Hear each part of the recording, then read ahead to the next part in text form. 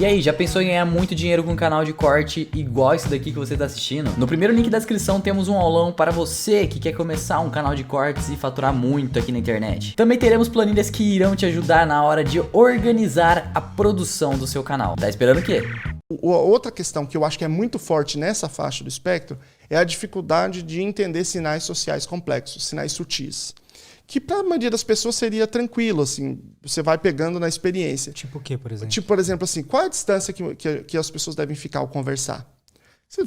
Mas você nunca nem parou para pensar nessa pergunta. Porque pô, na distância normal, mas o que é normal?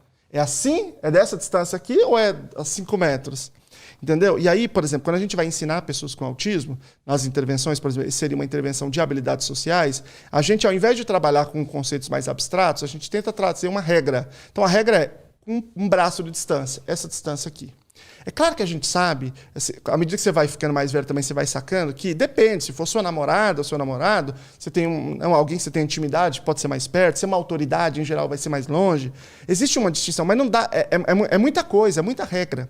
Eu me lembro que quando eu era pequeno, eu ia para casa da minha madrinha, que é aqui perto, inclusive, né? Eu ia para casa dela e aí eu chegava lá e ela tinha a assinatura da revista Trip.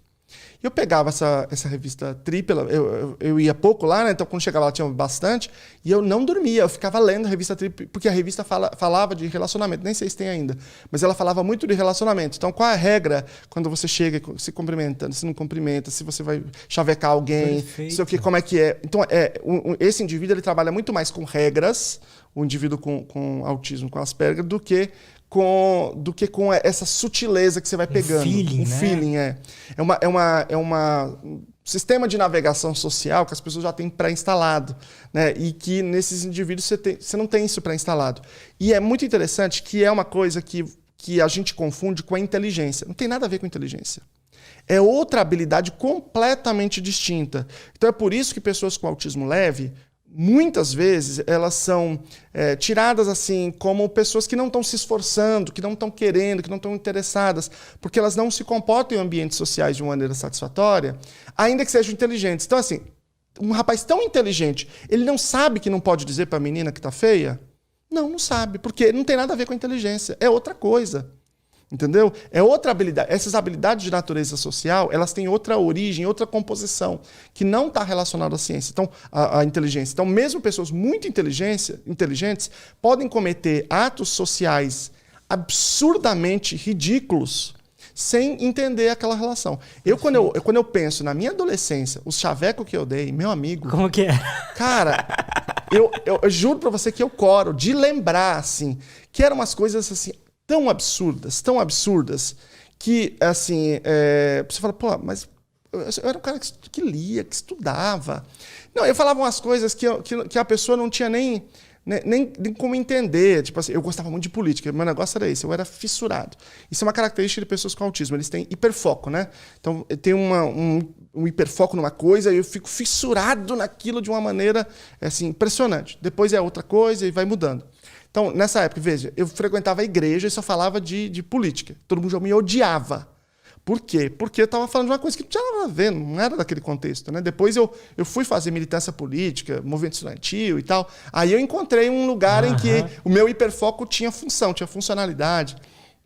É ali que eu arrumei a primeira namorada, que eu arrumei o caminho para estudar, tudo isso. Mas antes, não. Então, eu por exemplo, chegava numa menina assim, e eu fazia uma analogia política.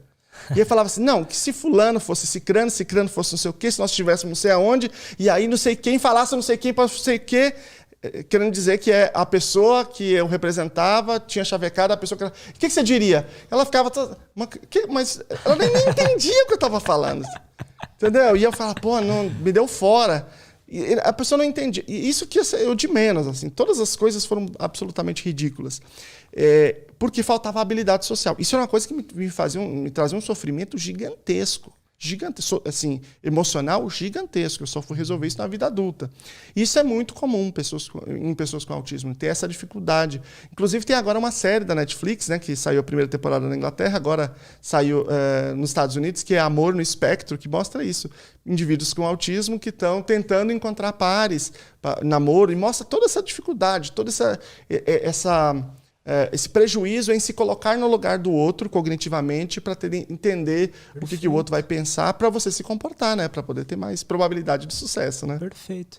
É interessante, e aí me corrija se eu estiver errado, mas para se encaixar no espectro, precisa necessariamente de ter essa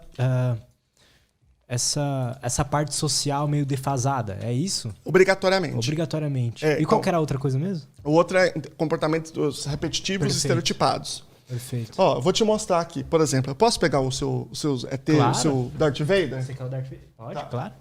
Tá, eu vou te mostrar aqui um teste muito interessante, chamado o teste CLN, né? Eles chamavam, eu vou chamar aqui de ET e de Vader, tá? Tá bom. Mas no original eram duas bonecas, uma chamava Sally e outra chamava Anne.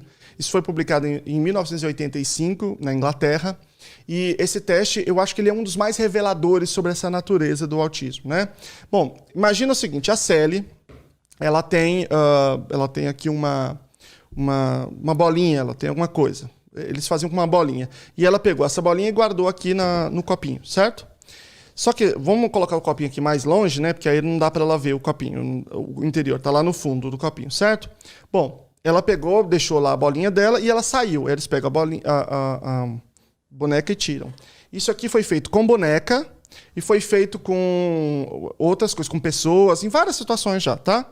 E aí o Darth Vader tava olhando a bolinha, pegou a bolinha para poder brincar e guardou a bolinha no bolso, certo? Bolinha, o Darth Vader tirou do copinho e guardou no bolso. Aí a Sally voltou. Bom, a Sally voltou e tá morrendo de vontade de brincar com essa bolinha. A pergunta é, onde que a Sally vai procurar primeiro essa bolinha? Onde, Lutz? No copinho? No copinho, onde ela deixou. Aham. Então, esse teste foi feito com várias pessoas com autismo sem deficiência intelectual. Nenhum com prejuízo intelectual. Todos com a inteligência preservada. E sabe o que eles diziam? Que ela ia procurar primeiro no bolso do Vader. Na verdade, eles fizeram uma caixa e uma cesta, né? Mas por quê? Porque eles não conseguiram se colocar no lugar dele para perceber que ele não tem como saber que tá aqui. Olha que interessante. Entendeu? Essa pesquisa ela foi feita, eram 3 grupos, certo? Os grupos eram o seguinte, um era de crianças pequenas com desenvolvimento típico. 4 anos elas acertavam. 4 aninhos acertavam. Os outros eram pré-adolescentes com síndrome de Down, portanto com prejuízo intelectual, com prejuízo cognitivo. E eles acertavam. Porque essa não é uma habilidade de natureza cognitiva, é uma habilidade de natureza social. É diferente. E os indivíduos com autismo também, pré-adolescentes, já não eram criancinhas pequenas, sem nenhum prejuízo cognitivo, erravam. A grande maioria errou. Interessante, cara. Então isso aqui é uma habilidade diferente.